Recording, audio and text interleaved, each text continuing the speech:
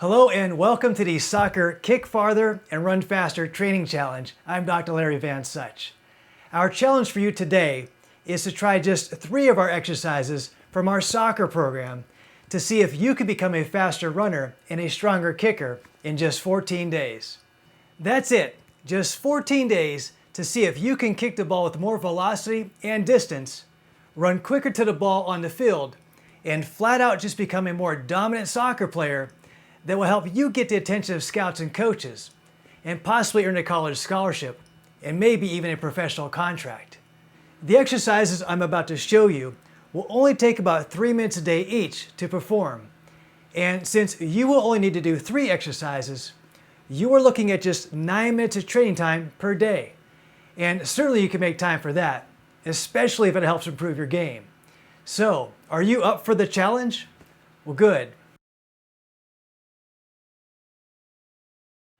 Let me first give you a little insight into why we think these 3 exercises are going to work so well for you, and then we'll get into the exercises themselves.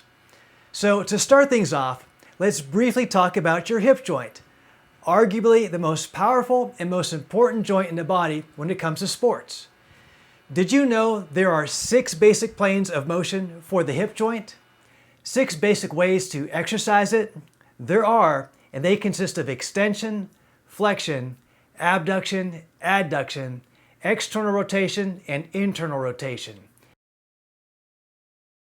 Now, of these 6 planes of motion, did you know the majority of athletes, including professionals, and possibly even you, really only train their hip joint to function properly in just 3 of them at the most? It's true. Most athletes that I've been around train their hip joint primarily for hip extension, to target their glutes and their hamstrings by doing exercises such as squats and lunges and leg presses and deadlifts and box jumps and power cleans, and you may be doing the same. Now, these are all great exercises to work the backside of your leg and buttocks and are highly recommended as well. But with regards to the hip joint, they only focus on one of the 6 planes of motion, and again, that's hip extension. Now, these same athletes that I've been around are somewhat familiar with training 2 other planes of hip motion, and that's hip abduction and hip adduction, primarily because they have at least been exposed to the abductor and adductor machines that train these muscles in the gym, and perhaps the same applies to you too. But I can tell you that even their training in these 2 areas is severely limited to only what the machines can offer and not much else. But at least they are aware of them and have the opportunity to exercise them. Which brings us to the other 3 planes of hip motion: external rotation of the hip, internal rotation of the hip, and hip flexion. So let's start talking about the rotation movements first. Can you honestly tell me that you have seen any piece of gym equipment anywhere that will help you train for internal and external hip rotation? And we're not talking about hip abduction and hip adduction. We're talking about internal and external hip rotation. Can you? Because I've never seen any such piece of equipment. And if they do exist, they are not very popular, to say the least. So my guess is that since this equipment is missing from most gyms, you too have probably never once given any thought to training your hip joint for internal and external rotation. Ever. And that's 2 planes of hip motion out of 6, or 33% of hip joint function that you are completely omitting. 33% of hip function missing from your training routine, and up until now, you were probably wondering, what more can I do to get better? Well, I think you at least have some idea now. And just take a guess what having strong internal and external hip rotator muscles just might help you with. That's right, one of them is running, especially your change of direction and reaction speed as seen in this clip. Okay, to determine whether or not your hip is undergoing internal or external rotation, all you need to do is look at the position of the feet. If they are pointing outward, then your hip and thighs are externally rotating. And if they are pointing inward, then your hip and thighs are internally rotating. With that in mind, let's first take a look at this athlete run backwards and then change direction as seen in this video.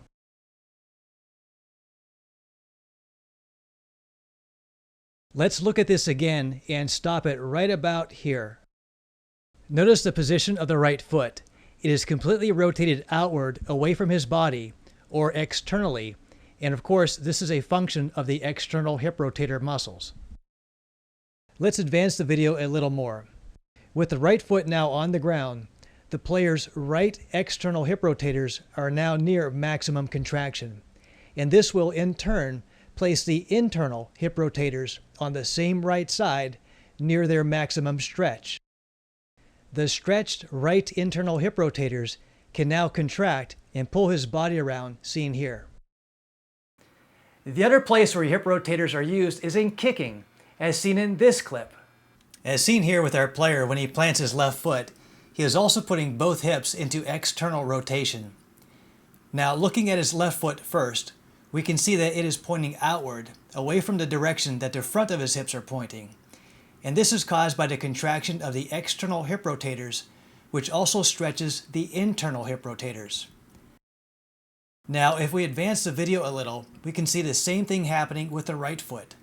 This too is caused by the contraction of the external hip rotators and is necessary to help his foot make proper contact with the ball. And just like the left hip, the contraction of the right external hip rotators stretches the right internal hip rotators. After contact, the foot and hip are still externally rotated, which means the internal hip rotators are still stretched.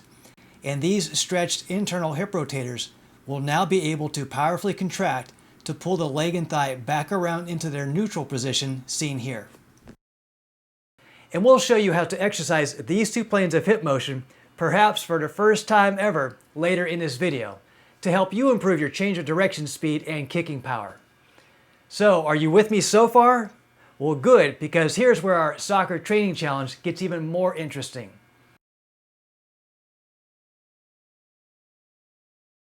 The sixth and final plane of motion for the hip joint is hip flexion. And you are probably already aware that hip flexion is the opposite of hip extension. And you probably already know, or at least have performed some exercises for your hip flexors, such as sit-ups and hanging knee raises. But here are a couple of things that you may not have known about your hip flexors. First, there are 7 of them that flex the hip joint on each side of your body. And contrary to what some people believe, these muscles aren't tiny and small, but rather they are the longest muscle group in the body. In fact, their combined length is almost 3 feet long, where they begin up high in your lumbar spine and attach just below your knee. So that's a lot of muscle. Now, these 7 hip flexor muscles on each side of your body are responsible for the speed and the length of your running stride, and they contribute a lot to your turnover rate, and that is how fast your leg cycles around when you run. So they are very important to your running speed on the soccer field. And they are also a main factor in kicking, as they are needed to aggressively pull your leg from behind you forward to enable your lower leg and foot to make powerful contact with the ball. But here's something you may not have known. You can't exercise all 7 of your hip flexors properly if all you ever do are things like sit-ups and hanging knee raises. At best, you will only ever target 2 of these 7 muscles, and those are the psoas and the iliacus muscles. And this has to do with where these other 5 muscles originate and then insert on the body that require different thigh and lower leg positions in order to engage them within an exercise. So even when you think you are effectively training your hip flexors, you are most likely leaving 5 of them out and not even coming close to tapping into their full potential. Now, if that sounds like a big oversight, here's one that may be even bigger. Your athletic performance is only as good as your weakest link. And what that means to you and your body is, if one muscle group, such as your hip extensors, where your glutes and your hamstrings are on the backside, if those are more developed than the counterpart, such as your hip flexors on the front side, your body's own built-in self-defense mechanism will be forced to find a way to prevent injury to these weaker hip flexors, just so they'll be able to keep up the pace. And it will do this by automatically shortening your stride or forcing you to return your foot back down to the ground sooner than you are hoping for. And that's a big problem to have if you are looking to figure out a way to run faster. And since it's a self-defense mechanism inherent to the brain, there won't be anything you can do about it to override this mechanism. And worse yet, it will feel completely normal to you. And that means that all of the hard training that you may be currently putting into the backside of your hip for your glutes and your hamstrings will not be as helpful to you as you are led to believe, simply because your brain and body knows better than you and is doing you a favor by shutting other muscles down sooner to prevent injury to them because they are too weak to keep up. So what we need to do then is completely strengthen your hip flexors to counter the strength of the powerful hip extensors so that they both can function at optimum efficiency. And when you do this, you're going to find yourself running more dynamically with less stress and ultimately much faster, which is what everyone wants. Plus, since the hip flexors play a major role in kicking, your power and distance will naturally increase as well. And of course, we have an exercise here to help you increase the strength within these muscles. So there you have it, a brief overview of why if you do these next 3 exercises shown in this video for your hip flexors, your internal hip rotators, and external hip rotators, the way we teach you, you can't help but improve your running speed and kicking distance and your overall soccer performance. Now, these 3 exercises are also part of a larger group of exercises contained in our soccer program. So if you think you've gotten faster and can kick farther after doing just 3 of them for only 14 days, just imagine how much more running speed and kicking distance you will gain if you do the whole program. Okay, coming up is the first of these 3 exercises, but before I go, be sure to look for a link on this page where you can download the training schedule and instructions that goes with these exercises. And for one final thing before I go, if you have any questions or if you found this information helpful, be sure to leave us a comment and perhaps write to us. Thanks for watching. I'm Dr. Larry Van Such.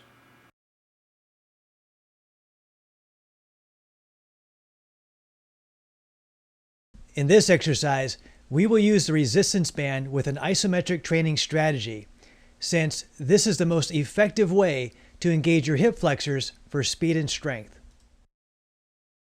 Start by tying a knot in your band to form a loop, and then attach it to a pole similar to what you see here. Next, place your right foot inside the loop, and then step forward until you feel the band starting to tighten. You should have something to balance against, such as a chair shown here. Now raise your right leg off the ground about a foot, and then extend your right leg forward. Hold this position for 10 to 15 seconds, using between 70 to 80% of your maximum strength. You should feel the tension in the front of your right hip and thigh while holding this final position. Rest for a few seconds, and repeat with the left leg shown here. Reestablish your position with good balance. Now raise your left leg off the ground about a foot and extend your left leg forward. Hold this position for 10 to 15 seconds using between 70 to 80% of your maximum strength. You may feel your leg begin to shake as you fight to maintain this final position. This is normal as well as good, and is a sign these muscles are being conditioned for speed and strength. With all of these exercises, use several bands together as needed to increase the resistance to make them more challenging for your muscles.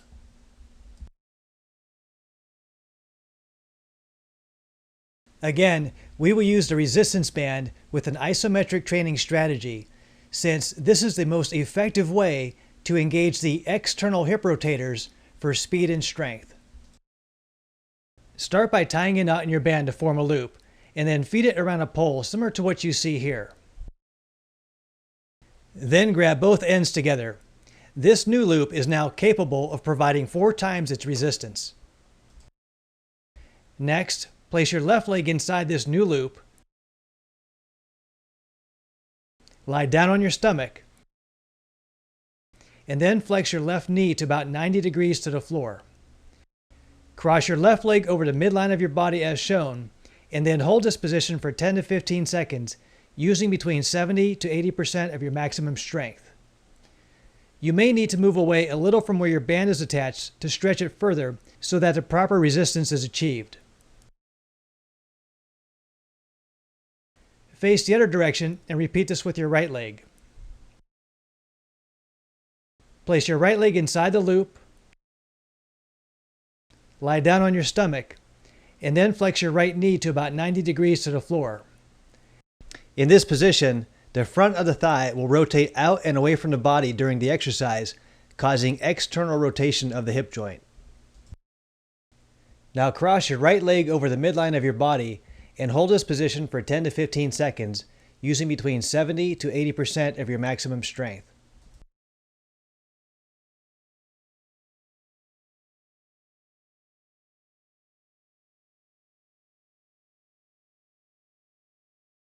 Once again, we will use the resistance band with an isometric training strategy, since this is the most effective way to engage the internal hip rotators for speed and strength. Start by tying a knot in your band to form a loop, and then feed it around a pole similar to what you see here. Next, grab both ends together. This new loop is now capable of providing 4 times its resistance. Now place the loop around the back of your right foot. Get down on your stomach and flex your right knee to about 90 degrees to the floor. Now move your right foot away from your body and hold this position for 10 to 15 seconds, using between 70 to 80% of your maximum strength. You may need to move away a little from where your band is attached to stretch it further so that the proper resistance is achieved. Face the other direction and repeat this with your left leg. Place your left foot inside the loop, get down on your stomach, and flex your left knee about 90 degrees to the floor. In this position, the front of the left thigh will rotate in toward the body during the exercise, causing internal rotation of the hip joint.